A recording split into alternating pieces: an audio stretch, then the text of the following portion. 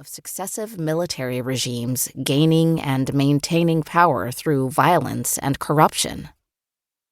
In 1966, the Guatemalan Congress declared an army state of siege as a civil war, granting the government unlimited powers to wage war against its unarmed populace without a time limit.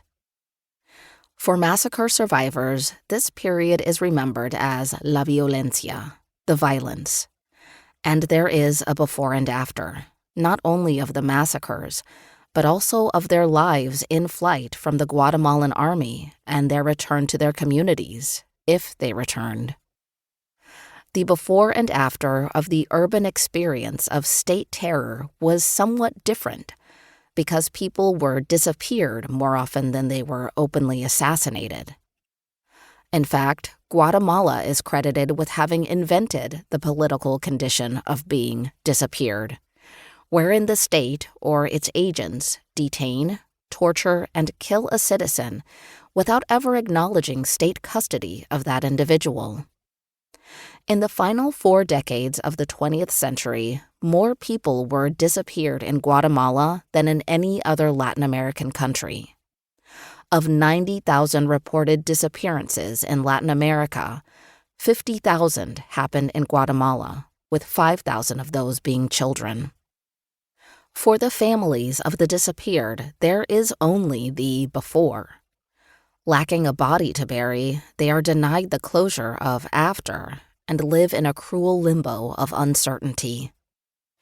The ambiguity of their daily lives is reinforced by administrative denial of their condition. Without a body, there is no death certificate. Without a death certificate, the wife is not a widow.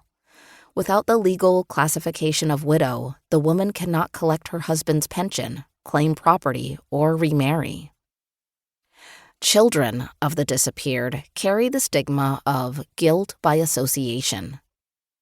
Though peace accords were signed and a truth commission found the Guatemalan army responsible for 93% of all human rights violations, the Army's disinformation campaign has successfully blamed the disappeared as being responsible for their own condition. And, in fact, the Army and its apologists hold the victims of the violence responsible for precipitating the Army's genocide and crimes against humanity. But the Jane Doe case, like the murders of more than 500 other girls and women in 2005, happened in 21st century Guatemala, nearly 10 years after the 1996 peace accords were signed, and more than 2 decades after the genocide. And, like other contemporary homicide victims, this Jane Doe was blamed for her own death. It was in February 2007 when I first saw her in a video image taken shortly after her bloated body was found floating in shallow water in a ravine near a gravel pit on the periphery of Guatemala City. The video camera lingered over her face, which was swollen and covered with red puncture marks that one U.S. expert would later describe as probably caused by a Phillips screwdriver or knife. This day, in 2007, the video of the girl was on the computer screen of a Guatemalan human rights lawyer. "The image is really harsh," she said, as she moved the screen out of sight of Jorge Velásquez, the father of Claudina Isabel, a murdered law student. "It is a girl, another feminicide case," she said. "But this one is different because powerful people are implicated." This lawyer is an important fixture in the Guatemalan human rights community. A perfectionist in every way, she sits erect, back straight, manicured and coiffed as she mulls over cases and develops legal strategies to bring perpetrators to justice.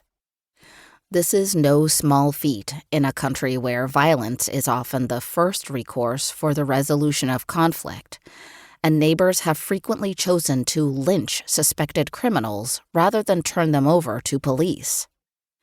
Indeed, sometimes citizens have lynched police for freeing suspected criminals. Of course, lynching victims tend to be poor and